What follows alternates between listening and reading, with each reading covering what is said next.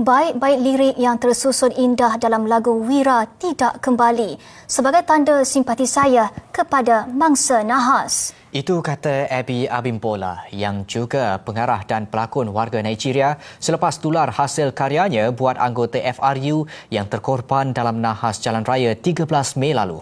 Walau bukan warga tempatan, keprihatinannya amat meruntun jiwa. Paparan segmen seni dan hiburan. Trak yang membawa harapan dan doa terhenti disimpan duka dan hampa.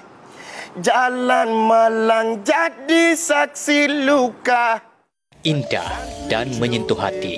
Demikian lirik lagu Abim yang dikenali sebagai Abang Sado di media sosial. Ujarnya, inspirasi lagu selepas dirinya tidak dapat menahan sebab sebaik mendengar berita itu.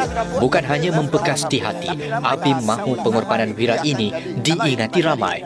I tak rasa macam saya bukan orang Malaysia. Satu dunia. Benda macam tu jadi kita kena buat apa ni? Kita kena show concern lah. I tak tahu macam mana saya mau cakap ini dalam bahasa Melayu, tapi itu macam saya show my condolence untuk the families of yang sudah meninggal tu. Akuinya, cabaran pastinya ketika mengalunkan lirik bahasa Melayu semasa menjalani rakaman lebih 3 minit. Namun, dia tidak mahu mengalah kerana pasukannya bersungguh menghasilkan karya ini kurang seminggu. Ada lirik yang susah sangat. Menggenamu dalam doa yang suci. Tak menggenamu. Menggenamu. Itu susah gila. Itu cabaran saya bagi tahu produser saya.